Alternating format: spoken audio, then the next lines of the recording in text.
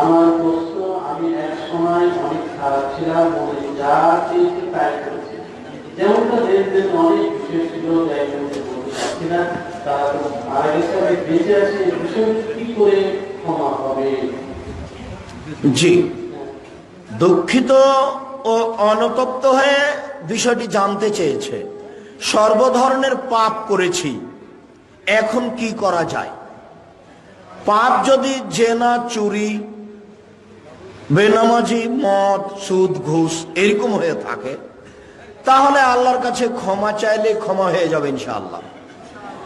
আর যদি পাপ মানুষের দোকানে বসে কিছু মেরে নিয়েছেন, মালিককে না বলে দুটা কাপড় নিয়ে চলে গেছেন, বা ঋণ নিয়েছেন দেননি, বা দাপটে রিক্সাওয়ালাকে থাপ্পড় মেরেছেন, তাহলে রিক্সাওয়ালাকে খুঁজে বের করে হাত ধরে ক্ষমা নিতে হবে।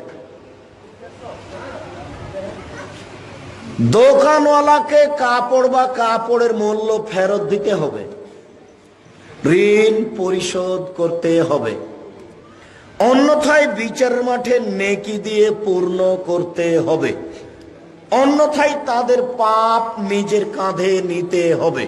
আব্দুর রাজাক সাহেব, রিক্সাওয়ালাকে খুঁজে পাচ্ছি না, দোকানে কাপড় ফেরত দিতে গেলে বিপদ হবে আরো, মালিককে খুঁজে পায় না, তাহলে এই পরিমাণ কাছাকাছি টাকা তাদের নামে দান করে দিতে হবে।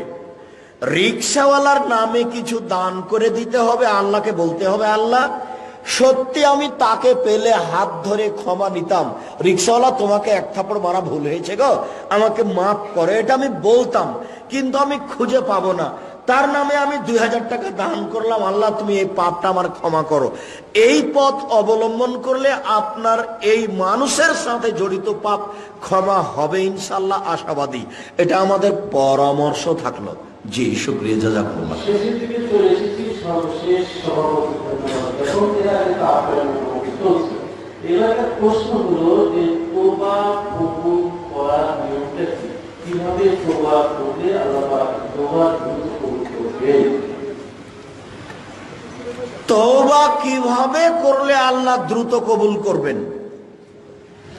রাতে উঠে 2 রাকাত সালাত আদায় করে পাপের প্রতি অনুতপ্ত হয়ে আর পাপ করব না বলে তার কাছে স্বীকৃতি দিয়ে কান্নাকাটি করে তার কাছে ক্ষমা চাইতে হবে। এ হলো তওবার পদ্ধতি। এইভাবে তওবা করলে আল্লাহ ক্ষমা করবেন, তিনি প্রতীক্ষমান রয়েছেন। যদি একাধিকবার ঘটে যায় তবুও এইভাবেই বলতে হবে। আপনি চাইতে থাকেন কান্নাকাটি করে, আল্লাহ ক্ষমা করবেন ইনশাআল্লাহ।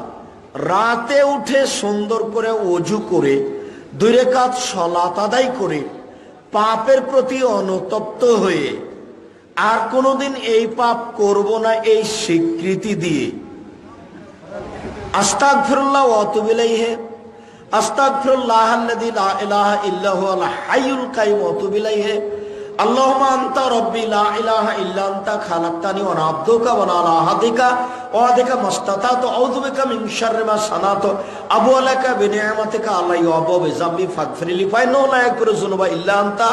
এই দোয়াগুলি বারবার পড়ে চোখের পানি ঝরানোর চেষ্টা করতে হবে, তাহলে আপনার তওবা কবুল হবে। চোখের পানি ঝরিয়ে ক্ষমা চাইলেই তাড়াতাড়ি তওবা কবুল হবে। এটাই কোরআন হাদিসের বিধান, আল্লাহর বিধান, যা বোঝা যায়। শুকরিয়া, জাযাকুমুল্লাহ খায়ের।